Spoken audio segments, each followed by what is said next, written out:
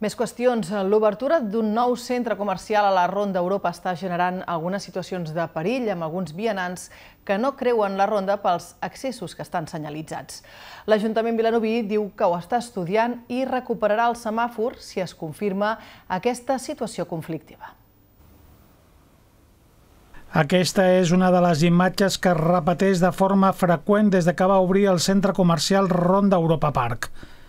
Gent que a peu travessa d'un cantó a l'altre la ronda sense fer servir els passos habilitats que hi ha uns metres més amunt. L'Ajuntament diu que ho està estudiant i no descarta recuperar el semàfor que va quedar anul·lat amb la reforma de la rotonda. No hem retirat el semàfor perquè un cop acabem d'analitzar com funciona, perquè tot just acaba d'obrir, doncs prendrem la decisió a l'hora de si recuperem algun pas a la ronda o no. En aquests moments hi ha dos passos segurs, un està a la rotonda, un està uns metres més avall, s'ha de caminar uns metres, però per tant són passos segurs. El que demanem a la gent també és consciència i creuar pels llocs que estan habilitats.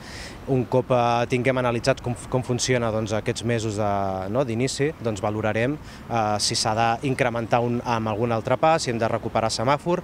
En el projecte que es va fer aquest semàfor s'eliminava, no l'hem acabat de treure i un cop tinguem totes les dades i com funcionen aquests mesos prendrem les decisions.